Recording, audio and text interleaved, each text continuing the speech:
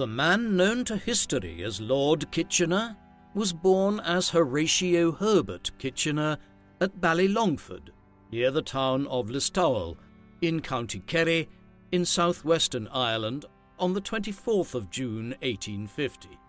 He would typically go by his middle name, Herbert, throughout his life.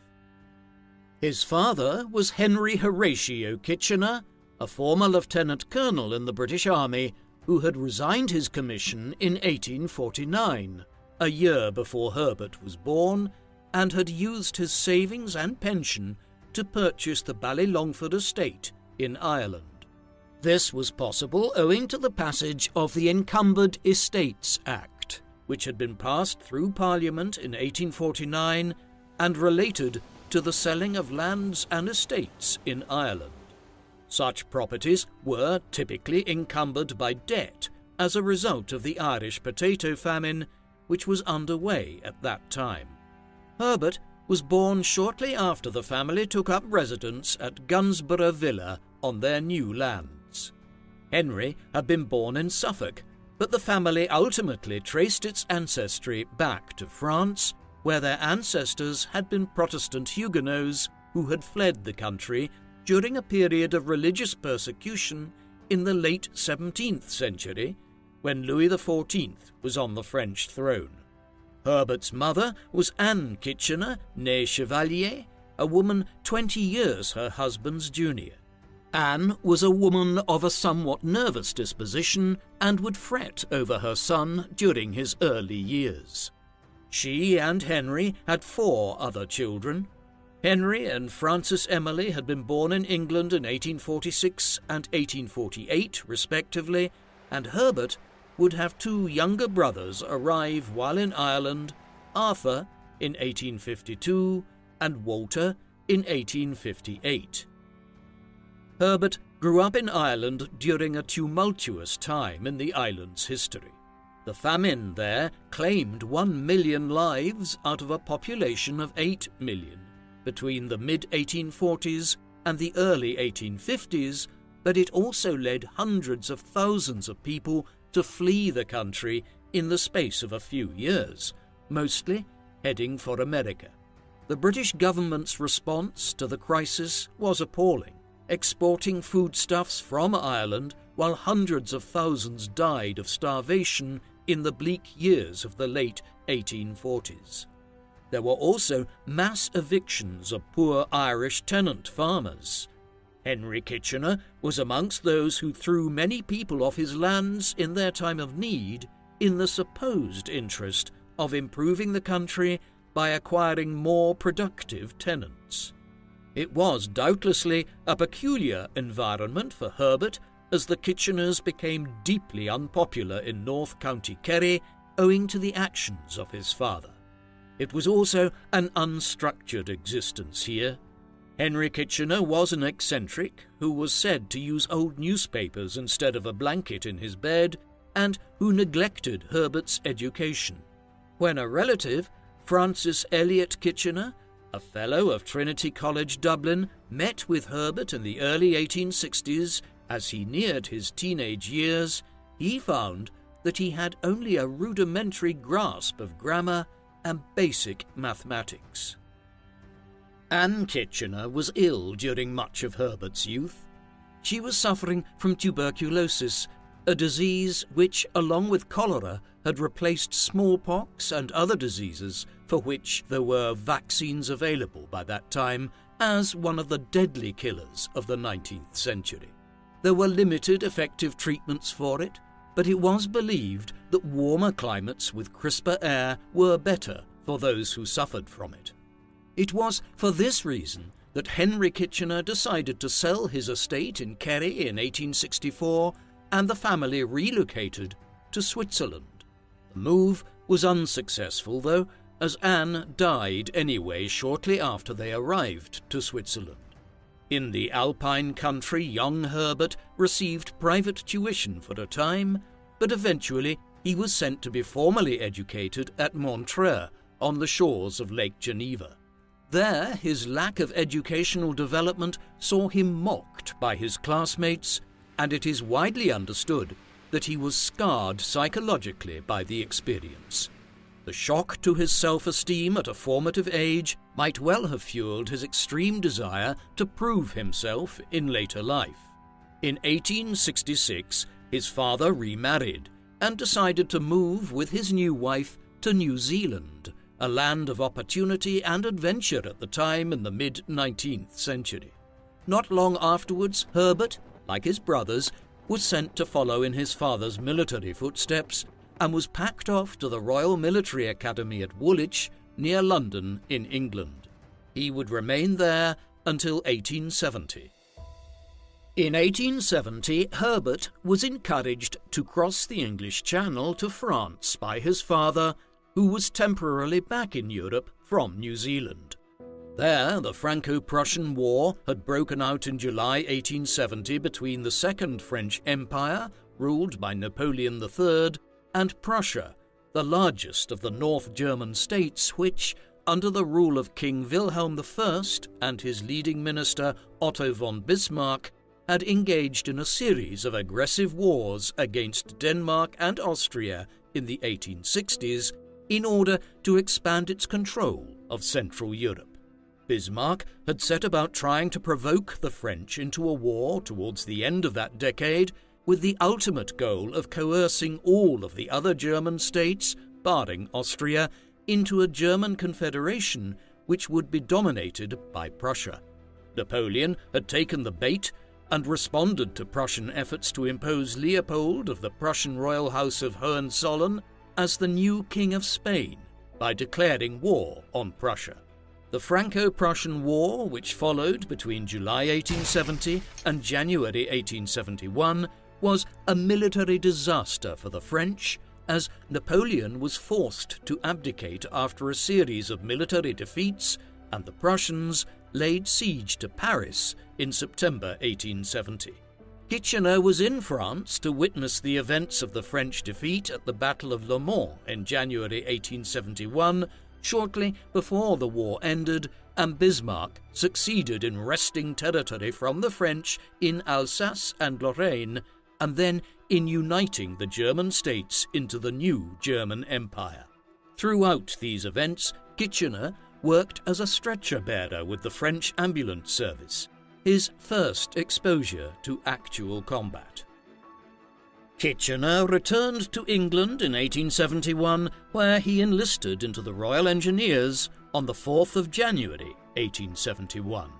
He was immediately reprimanded for having been in France during the short-lived war there, the perception being that, as a British military cadet, he had been inappropriately involved on the French side of a conflict in which Britain was neutral. He was also ill when he returned, having developed pneumonia towards the end of his sojourn in France after he ascended in a hot air balloon in order to gain a bird's-eye view of the Army of the Loire in action in northern France. Despite these issues, his training continued at Chatham, and after a time there, he was sent to serve with a mounted unit of the Royal Engineers at Aldershot. He did not enjoy his time here, and Kitchener's propensity for preferring to work largely alone and to keep his own counsel was already in evidence. But he would soon be able to leave England altogether, a result of both his growing abilities as an engineer and also his multilingualism. Though Kitchener's formal education started very late, he had developed an aptitude for languages and was able to speak French and German sufficiently by the 1870s, while also later learning Turkish and Arabic. Kitchener's life and career must be viewed in the wider context of the expansion of the British Empire and also the age of European imperialism. Britain had emerged as a colonial power in the early 17th century when it began establishing colonies on the eastern seaboard of North America and in the Caribbean, followed by the acquisition of its first footholds in India in the 1660s. These were just stepping stones towards a much vaster empire in the second half of the 18th century as the English East India Company conquered much of India. By the time Herbert's father was serving in the British military, Britain was expanding its reach across the globe. Australia and New Zealand were being settled. Singapore had been established as a British colony in 1819, and Hong Kong was acquired in southern China at the end of the First Opium War of 1839 to 1842. Every year seemed to bring new territories in far-flung places. But there was also growing competition, as France, in particular, began colonizing countries like Algeria and taking an interest in Indochina. This imperialism would expand exponentially in the second half of the 19th century. Kitchener's life would be shaped by the expansion of the British Empire. Following his training with the Royal Engineers, Kitchener was sent to the Levant, where the Corps was involved in the mid-1870s in carrying out extensive surveys of Palestine. This region was loosely controlled by the Ottoman Empire in the 19th century, but the British government and missionary movements had begun sending extensive expeditions to the Holy Land to chart it and its people since the 1830s. An ordnance survey of the city of Jerusalem had been carried out in the mid-1860s to map the entire topography and built environment of the Holy City. Between 1874 and 1877, Kitchener and one of his closest friends from the Royal Engineer Academy back in England, Claude Conder, were employed to map extensive parts of Palestine under the remit of the Palestine Exploration Fund. In 1875, in the course of this work, the pair were attacked by a group of local Arabs with rocks and makeshift clubs. Conder was badly wounded and Kitchener was bruised. They were both briefly sent back to England to recuperate, but Kitchener soon returned to Palestine alone to finish the survey. This led to a split in their friendship, as Conder had wished for Kitchener to wait for him to heal fully before resuming their work in Palestine.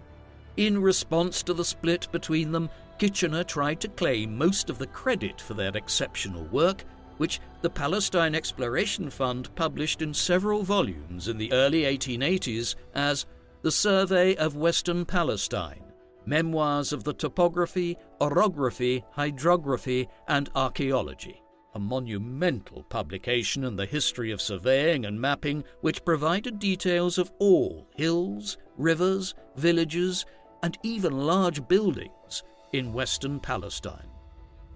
Conder would later return to Palestine to oversee a similar survey of Eastern Palestine, but by that time Kitchener had been otherwise employed.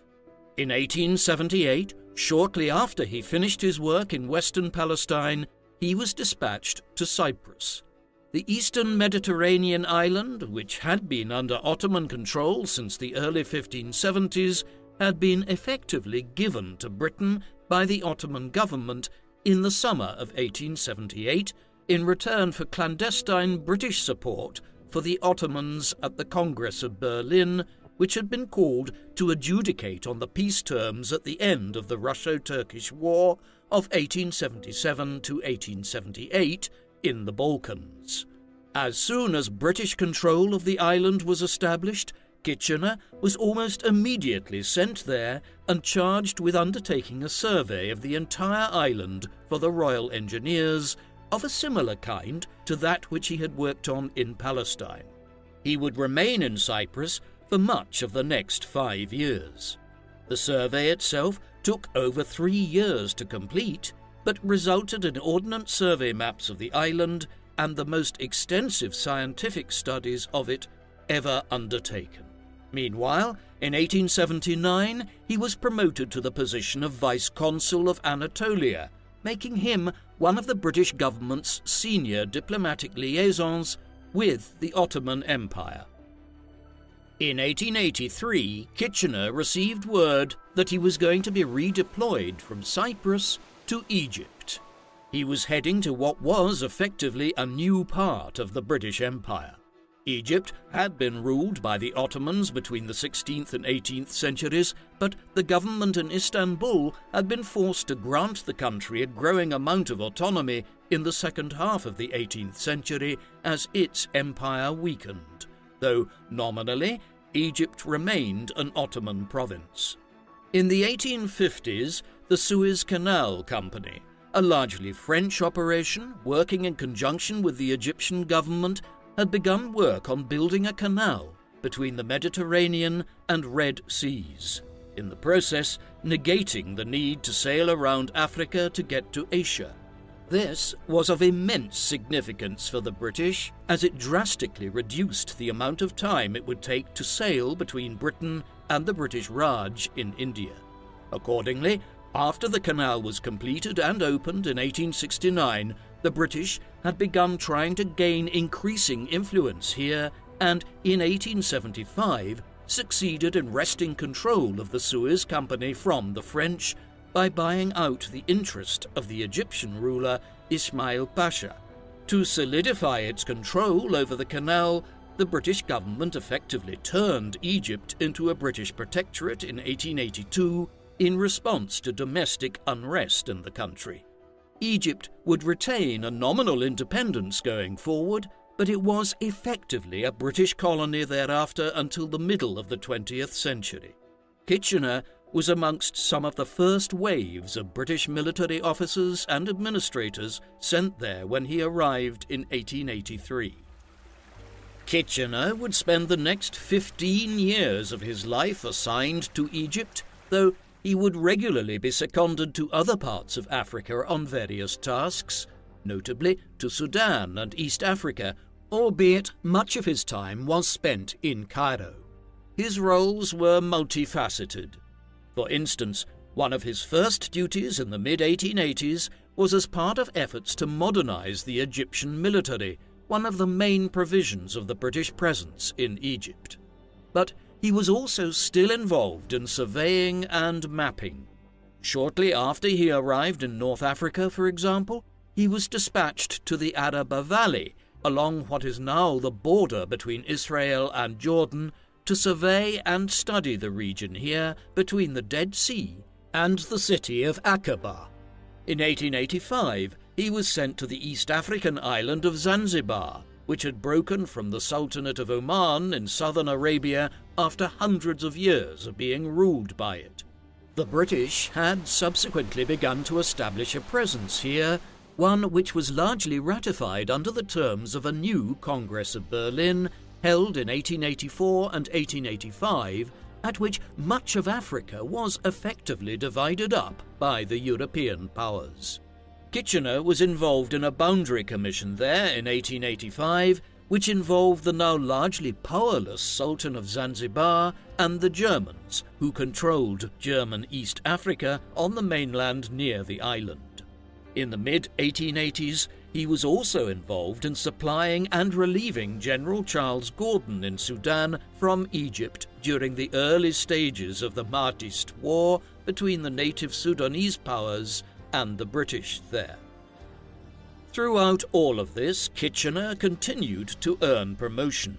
When he was sent to Egypt in 1883, it was with the new rank of captain, and as a binbasi, the equivalent of a major in the Ottoman system of military titles. He was promoted to the rank of brevet major in 1884, but his most important promotion came in 1887 when he was appointed as governor of Eastern Sudan, a position he most likely acquired owing to Gordon's death in Khartoum in 1885 and also Kitchener's exceptional linguistic abilities, which allowed him to converse with almost anyone he came into contact within Egypt and Sudan. By the late 1890s, his ascent as a fully fledged military commander, rather than just a surveyor and administrator, was clear, as he was increasingly in charge of military operations in the seemingly never-ending Mahdist War. In 1892, he gained his most significant promotion yet when he became the Sirdar of the Egyptian army, effectively being placed in charge of it. Yet more honours still would eventually follow in the late 1890s. So who was Herbert Kitchener, beyond the promotions, the maps and the military career? He was a difficult individual. While no one doubted his abilities within the senior colonial administration in Egypt during the 1880s and 1890s, they were also aware that Kitchener was not liked by many people and had a problematic personality. Gordon, who Kitchener was charged with relieving in Sudan in the mid-1880s, claimed of him that he was the kind of individual that would wait until you were just about to drown before offering you any help. Nevertheless, he was a formidable character with a personality that was matched by his physical appearance. Standing at 6'2" and with a moustache that was prematurely grey, and a head of hair which had been bleached blonde by the warm Saharan sun, he cut an imposing figure in Egypt by the 1890s. He did also, it appears, soften his approach towards others as the years went by, and while he was never popular, he did over time acquire friends and allies in Cairo as he came to be less brusque with people and to have more tact. And he needed to. Back in 1889, after the Battle of Toski and the Mahdist War, one of those who served under Kitchener had remarked that they hated the sight of him. There was also some personality underneath the stern administrator. He was an avid collector of ceramics and oriental furniture and carpets, and much of his collection has subsequently become part of the Victoria and Albert Museum in London. While perhaps more unusual for a male in the late 19th and early 20th centuries, particularly of a military background, Kitchener also enjoyed flower arranging. He was also a member of the Freemasons after joining a lodge shortly after his arrival in Egypt. Overall, he was inscrutable, unknown to most, and emotionally distant, a trait which was exacerbated by a chronic squint which he had developed in the mid-1880s owing to overexposure to the desert sun in Egypt and Sudan, which made it difficult for him to look anyone directly in the eye. Kitchener's sexuality has been a matter of extensive debate over the years. It is probable that he was at least bisexual and most likely gay. Early on in his life as a cadet and a trainee at the academy in Woolwich, he developed a close relationship with Claude Conder, his fellow surveyor in Palestine, which many historians have speculated was of a sexual nature. He never married, though there were suggestions that he might marry Hermione Baker shortly after he arrived in Egypt. She was the 16-year-old daughter of Colonel Valentine Baker, whom Kitchener had met in Constantinople during his time as the proconsul of Anatolia. She appears to have developed some affection for Kitchener, despite the fact that at 33 he was twice her age when he arrived in Egypt, where the Bakers had relocated on account of Hermione's ill health. He never pressed to marry her, and she died a year or two later from typhoid fever. In the interim, Kitchener had become known for moving in a social circle of young officers in Cairo who were termed Kitchener's Cubs, and to whom he gave nicknames like the Brat and Handsome Hammy. Moreover, it was noted of his time in social engagements in England as he aged and became more famous in British society that he kept women at a distance, particularly when there was any possibility of a marriage being proposed. Yet, at the same time, there is no overt indication that Kitchener engaged in many, if any, relationships during his adult years. It appears he was largely chaste throughout his life, and the question of his sexuality remains unresolved. Kitchener had developed a successful career in the 20 or so years between the mid-1870s and the mid-1890s, first as a surveyor in the Levant and Cyprus, and then as a military administrator in Egypt. He might well have remained just that, a moderately important figure in the British imperial setup, but hardly a household name, nor one that would occupy the pages of history books a century after his death, had it not been for the events of the late 1890s. These were intimately connected with British expansion in Africa during these years. In the 1870s and 1880s, many of the other European powers had become determined to carve out their own overseas empires in emulation of Britain and France. By the 1880s, Belgium, Germany and Italy were all trying to acquire lands in Africa, and even the antiquated colonial powers of yesteryear, Spain and Portugal, were attempting to expand their remaining footholds on the African coastline. It was in this environment that Cecil Rhodes, the prophet of British expansion in South Africa, began pressing the government to acquire a continuous string of colonies between South Africa and Egypt, the so-called Cape to Cairo project.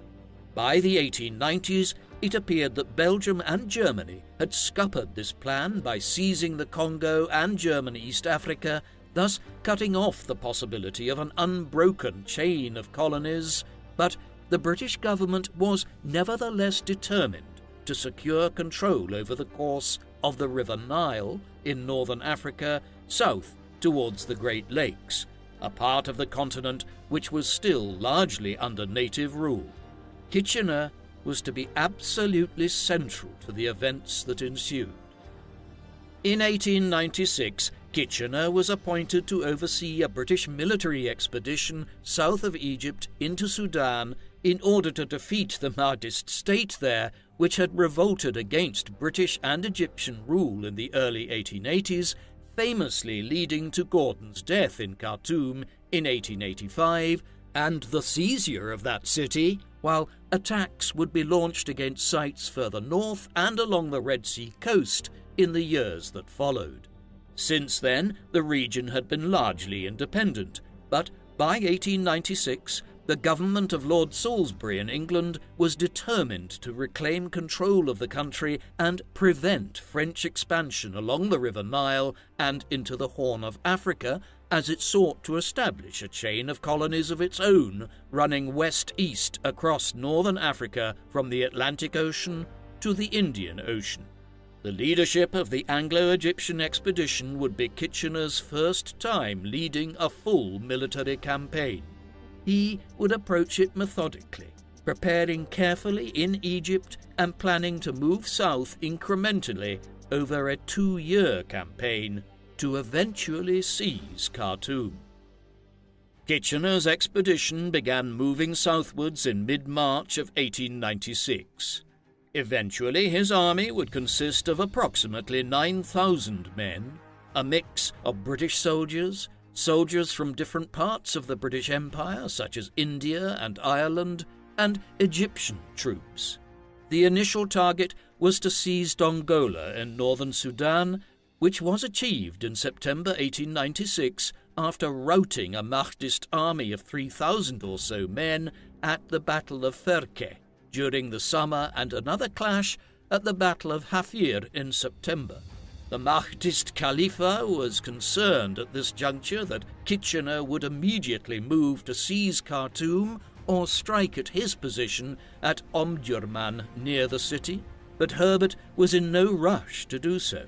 Instead, he very methodically established the Anglo-Egyptian expedition in northern Sudan and spent much of 1897 concentrating on extending the railway lines which had been built by the British along the course of the River Nile southwards in order to ensure his supply lines were sound and he could be reinforced if needed.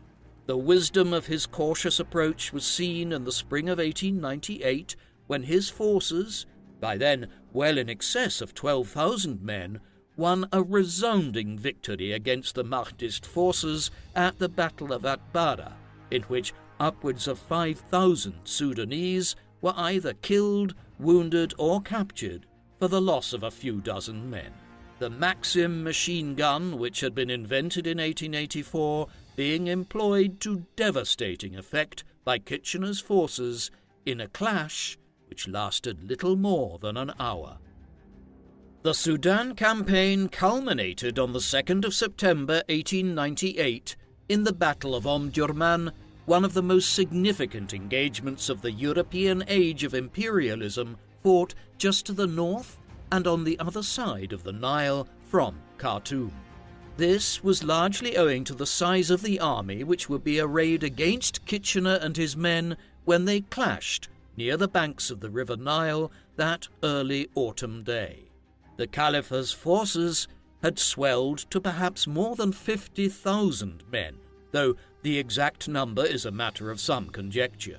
Kitchener had approximately 25,000 men under his command, but many of these were Egyptian soldiers or even raw Sudanese recruits who had allied with the expeditionary force since 1896. The British and Imperial contingent only made up 8,000 or so men. But yet again, the British were ably aided by the provision of 24 Maxim guns, while 10 steamer ships with mounted guns were supporting them from the River Nile. Nevertheless, the sheer size of the Mahdist force, which consisted of large numbers of fast-moving cavalry, ensured that no easy victory would be achieved. In the end, it was the use of zariba barricades to block the Mahdist cavalry during the charges and the extensive use of the Maxim and Nordenfeldt guns from the river gunboats which broke the Mahdist lines. The battle had begun shortly after dawn, but was won before midday, with over 12,000 Sudanese casualties and thousands more wounded, and many captured during the ensuing rout. The Anglo-Egyptian expedition had lost 47 men, with a few hundred wounded. The British soon entered Khartoum 13 years after Gordon's defeat and the loss of the city. The Battle of Omdurman was one of the most significant colonial victories ever achieved by the British. Kitchener followed up his victory at Omdurman with another famous episode in the history of European colonial activity in Africa. This was the famous Fashoda incident, which focused on control of the settlement of Fashoda on the White Nile in what is now South Sudan.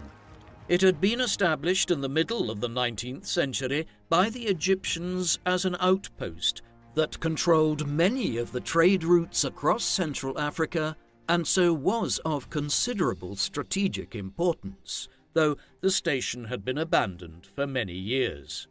Following his victory at Omdurman, Kitchener opened a message from Prime Minister Salisbury which instructed him that he was to proceed to Fashoda and secure the region for Britain in order to prevent the French establishing themselves there. Kitchener immediately began the march south, but when he arrived to Fashoda in the middle of September, he found a French detachment under Captain Jean-Baptiste Marshal already firmly in place there since July. A standoff followed over the next several weeks as both sides waited for instructions from London and Paris, and, for a time, war between Britain and France over the impasse was a very real possibility.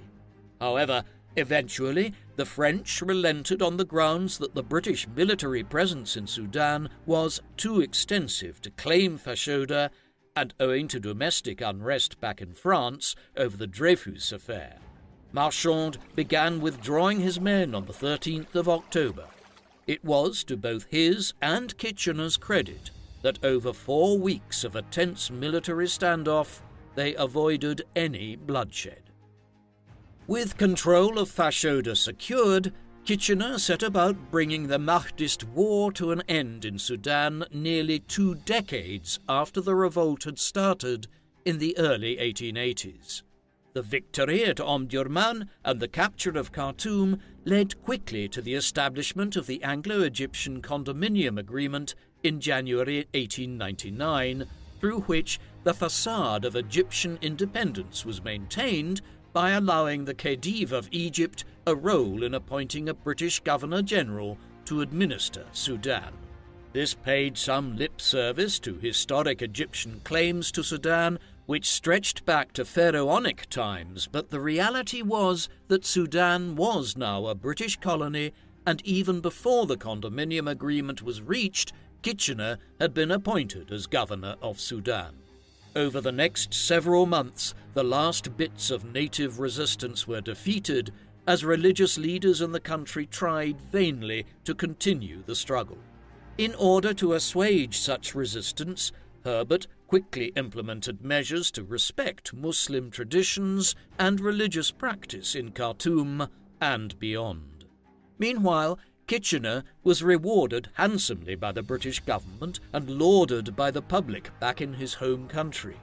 On the 31st of October 1898, just over 2 weeks after the Fashoda incident, he was awarded the title of Baron Kitchener of Khartoum and of Aspal, in his father's native Suffolk. To the British public, which lauded him in the aftermath of the conquest of Sudan, he became colloquially known as Lord K of K. Kitchener was not destined to remain in Khartoum for long. His reputation was such that when the Second Boer War broke out in southern Africa in the autumn of 1899, he was soon dispatched there as one of Britain's senior commanders, though the events there constitute perhaps the blackest mark against his character. The war itself was a legacy of European colonization of the region. Until the early 19th century, the Cape Colony at the southern tip of Africa, around what is today Cape Town, had been established as a Dutch colony, populated by a group of Dutch colonists and French and German Protestants, who collectively became known over time as the Boers, a word derived from the old Dutch Germanic term for a farmer.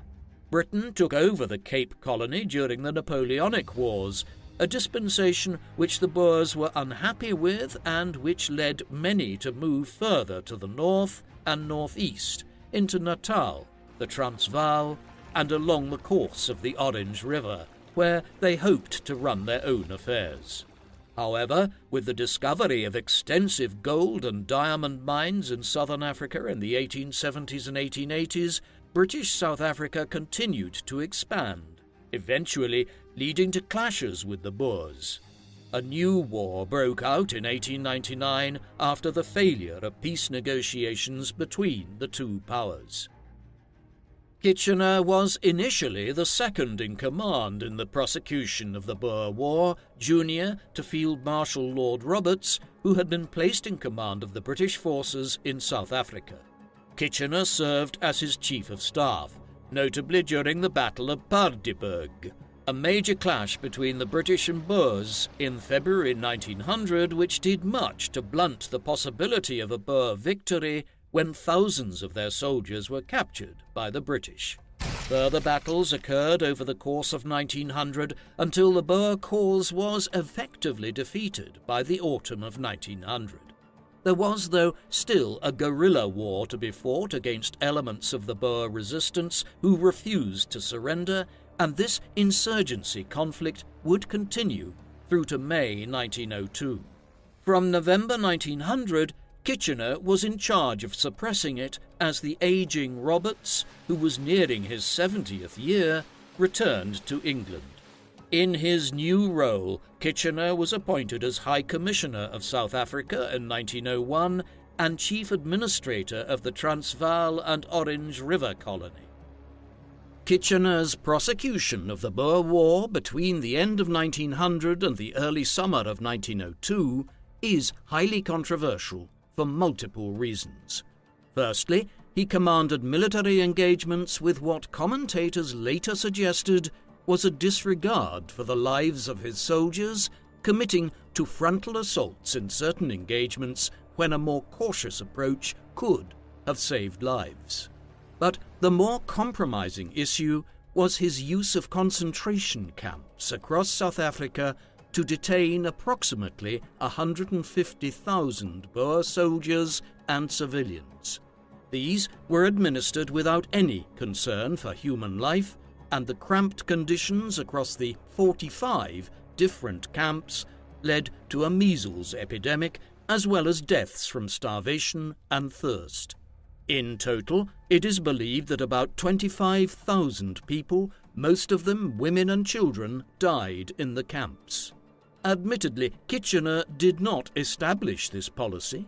It was already in operation when he arrived to South Africa, but he showed no reservations about continuing and expanding it, tried to actively silence humanitarians such as Emily Hobhouse, who protested against the conditions in these camps and sought to inform the British public about what was happening in South Africa, and also imposed a brutal scorched earth policy across the Boer territory where crops were destroyed, livestock rounded up, and anyone showing a general level of dissent was arbitrarily executed.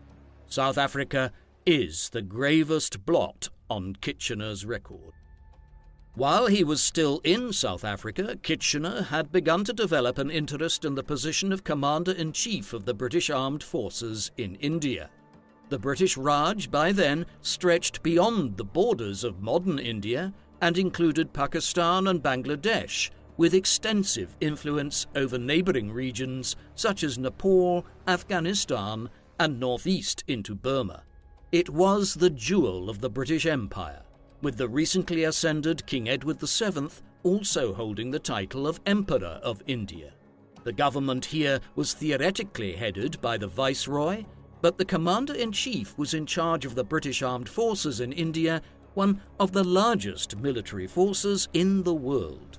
Since 1898, there had been a series of commanders such as Sir Charles Nairn and Sir William Lockhart, who had only held the office for short periods of time and had been ineffective. Hence, when Sir Arthur Palmer resigned in 1902, there was a desire to appoint a more substantial commander. The Viceroy, Lord Curzon, was in favour of Kitchener's appointment, and with his reputation in Britain largely unrivalled in the years following the Sudan campaign, he was appointed as Commander-in-Chief in 1902. He arrived there by November for the handover of power from Palmer. Kitchener was an ambitious Commander-in-Chief. He immediately set out to reform the British Indian Army through a series of measures which have become collectively known as the Kitchener Reforms. The principle which guided Kitchener was that the British armed forces in India were for the purposes of border defence and external threats, while the Indian police forces needed to be left in charge of law and order matters internally within India. To this end, he amalgamated the various different branches of the military, such as the Punjab Frontier Force and the Hyderabad Contingent, together into a unified Army of India in 1903. Once this was done, he focused on transforming the army into a force which was geared towards protecting the Raj's northern borders from foreign threats rather than having it scattered in garrisons across the country. The primary danger, as Kitchener saw it, came from Afghanistan, which the British had unsuccessfully tried to conquer on several occasions in the 19th century, and which was suffering from endemic levels of local rebellions and border skirmishes.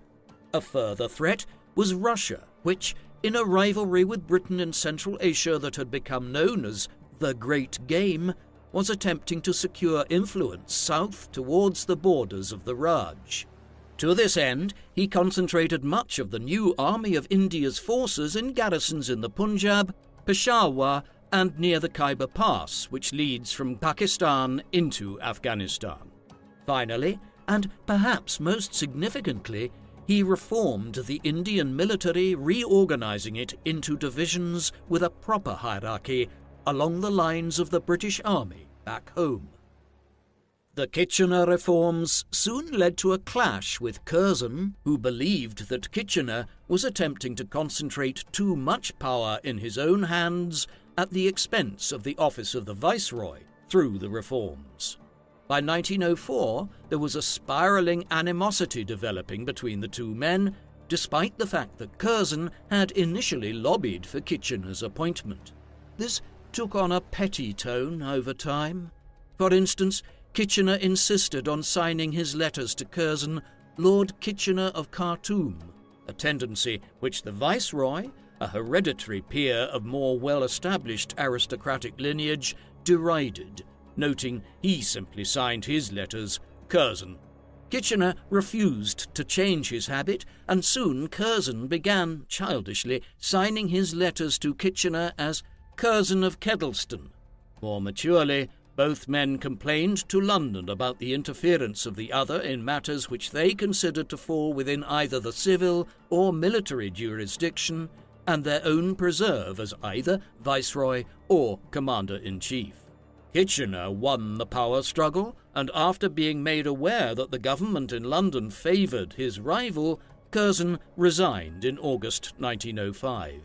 He was replaced by Lord Minto, a less combative figure who developed a firm friendship with Kitchener, with rumours years later that Minto's widow, Mary, might marry Kitchener following her husband's death in 1914.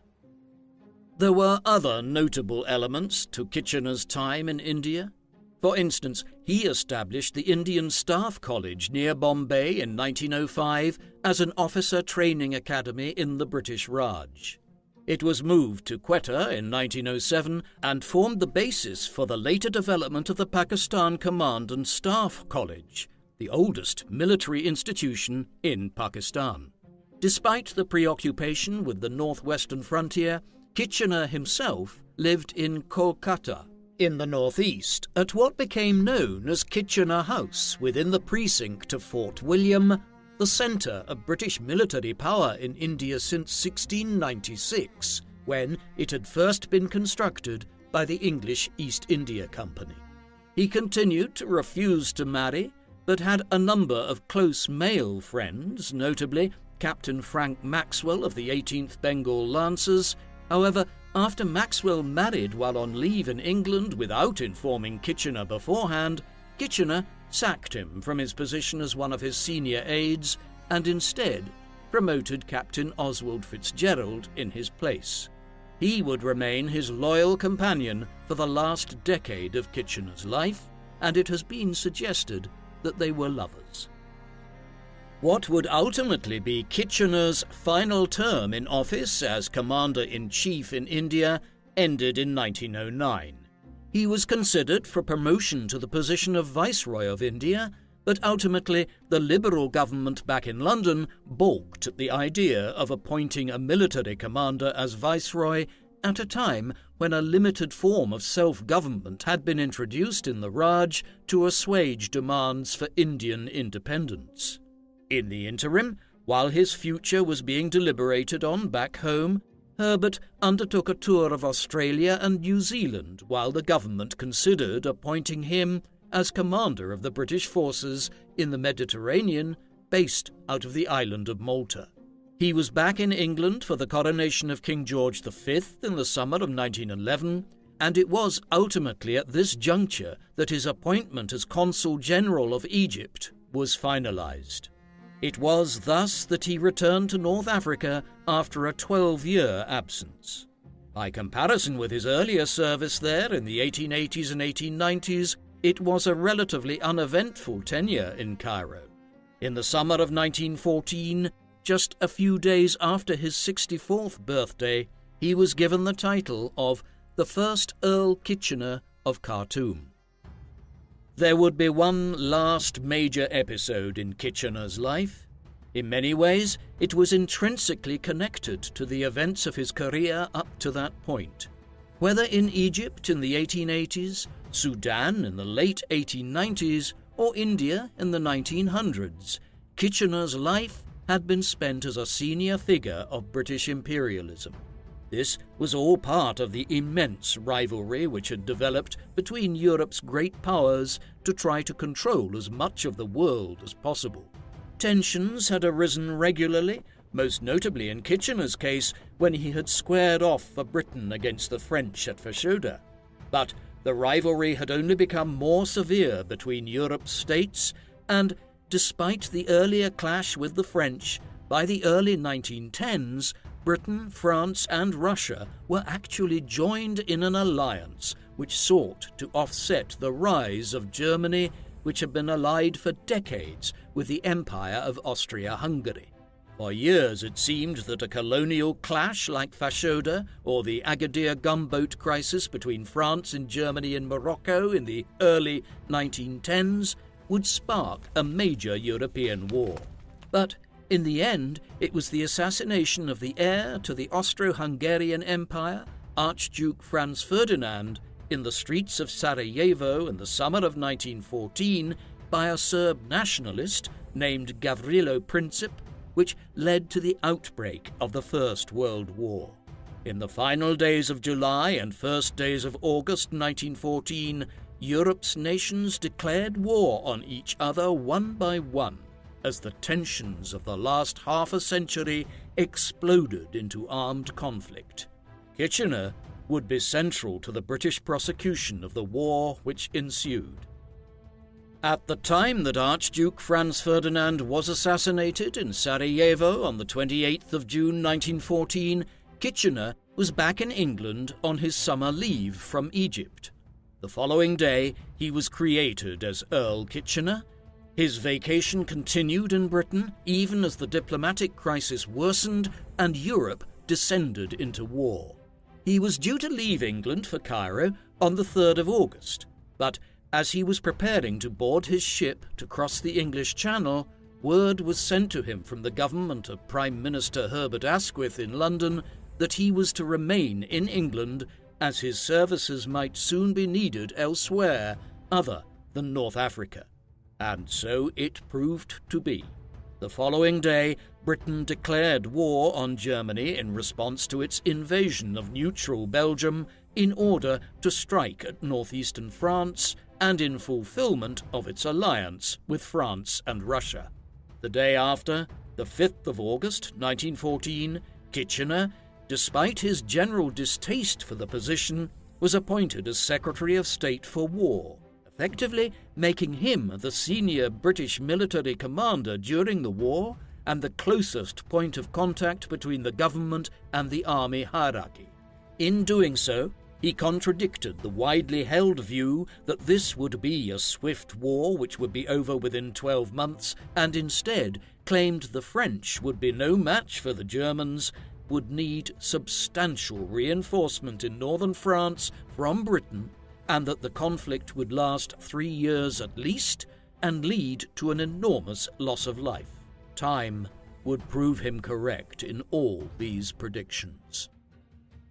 The early stages of the war involved Kitchener overseeing a massive recruitment campaign.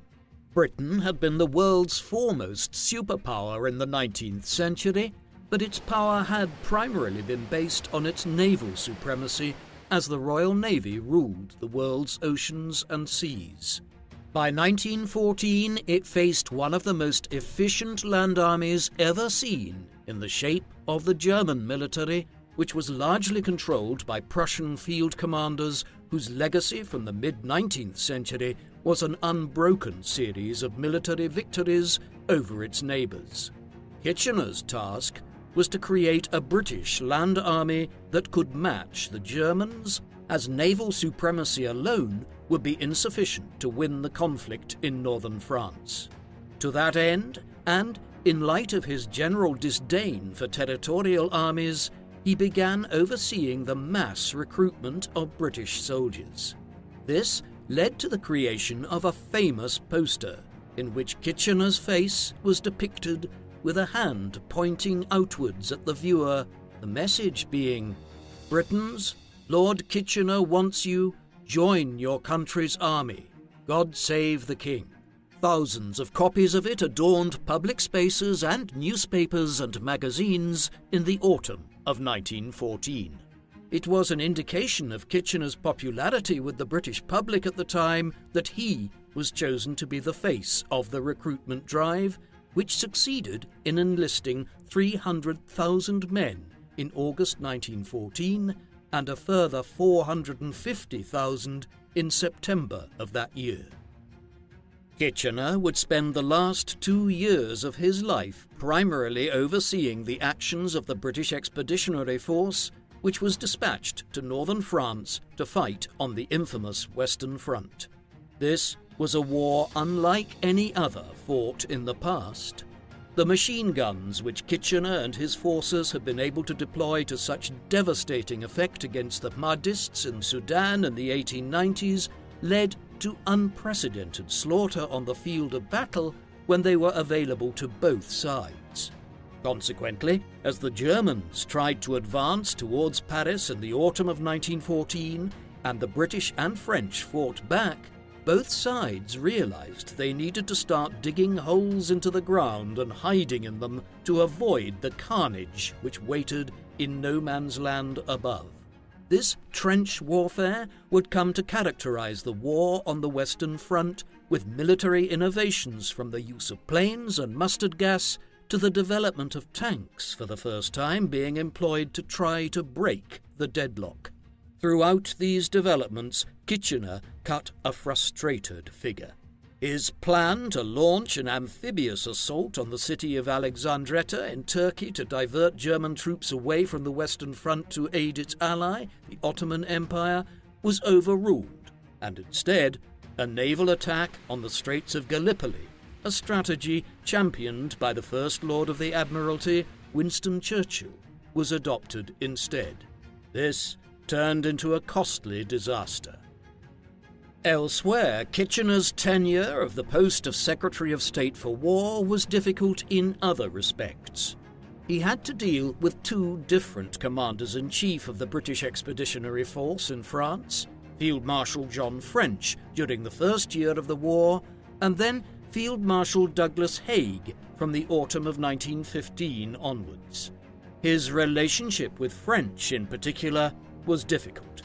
Firm in his belief that the war would last several years, Kitchener wanted to hold off on how many divisions were being sent to France, and even worried that if the Germans made a breakthrough against the substantially inferior French forces in France, they would then attempt an invasion of southern England. He wanted troops held in reserve in Britain in case of such an eventuality. Otherwise, he urged a generally cautious approach with Field Marshal John French, commanding him to ensure the survival of the British Expeditionary Force in France until it could be reinforced with new recruits in late 1914 and into 1915. Tensions were further exacerbated by Kitchener's appearance on the Western Front in person during the First Battle of the Marne in September 1914.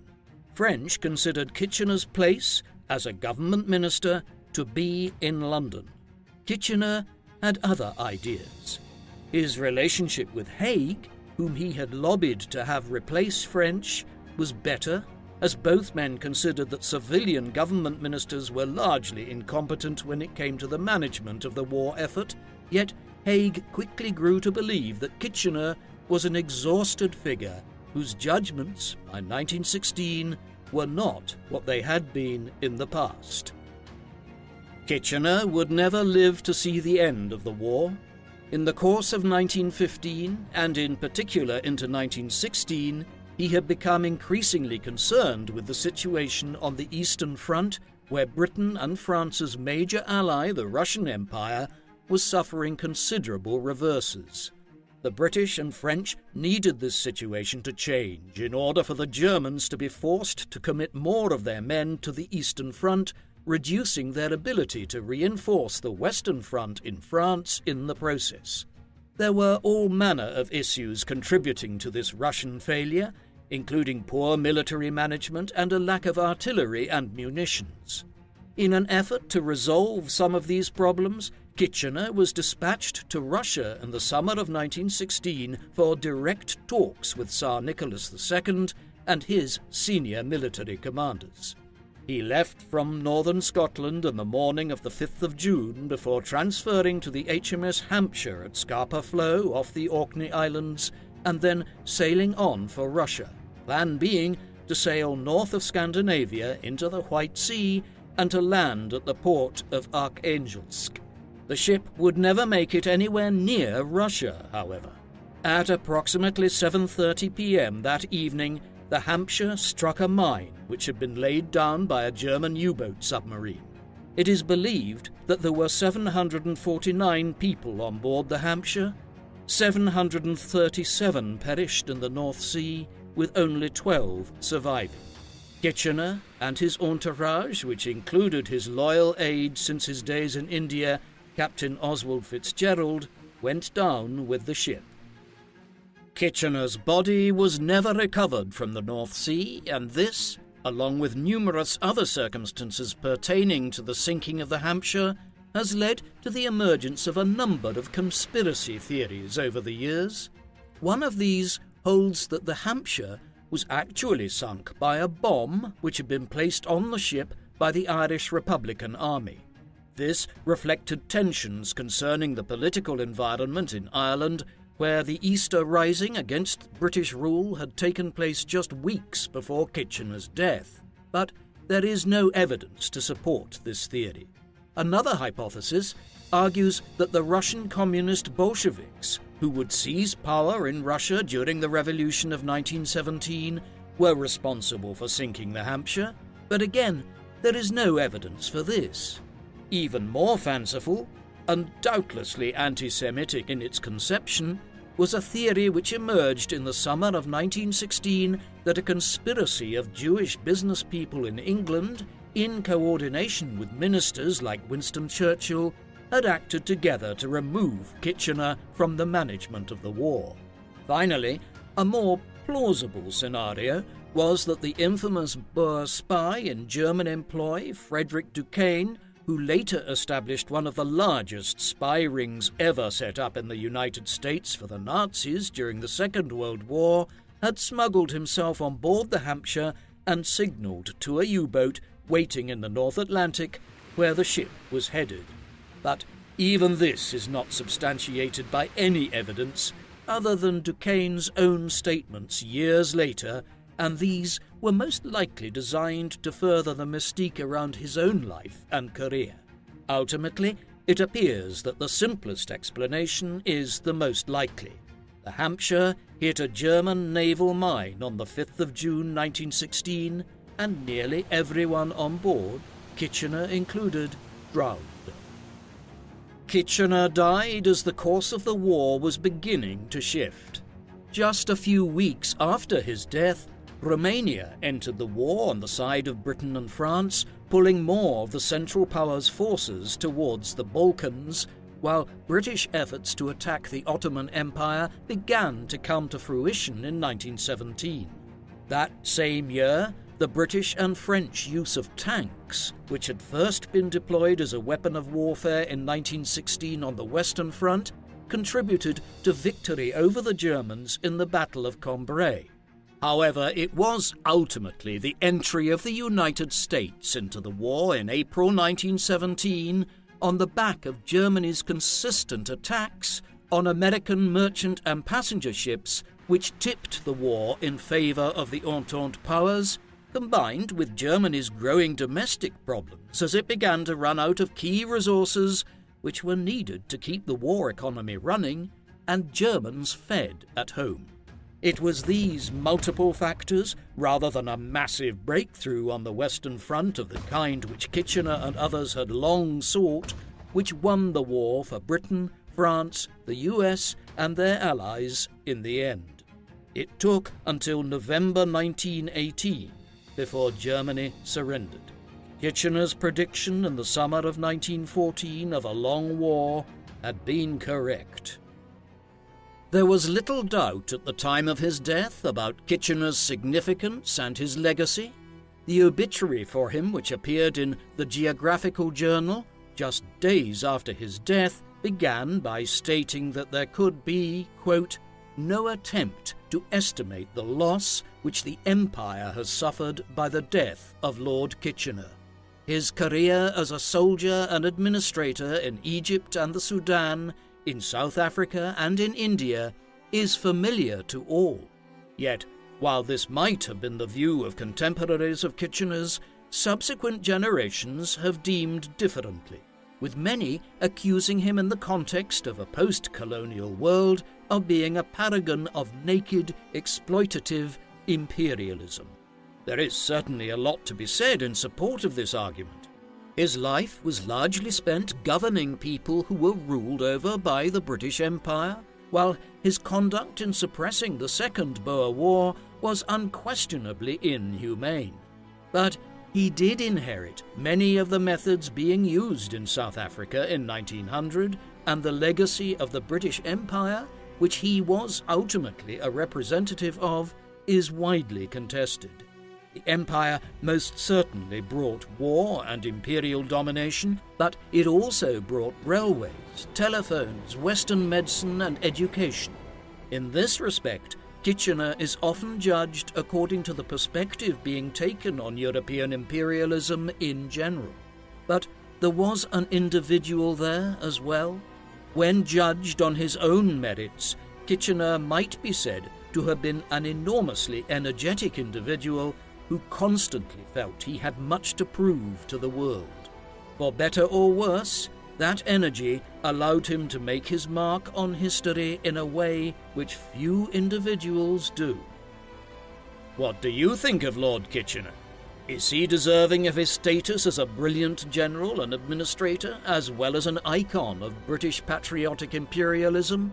Or is this view of him largely propagandistic, with his real personality and career being varied and nuanced? Please let us know in the comment section. And in the meantime, thank you very much for watching.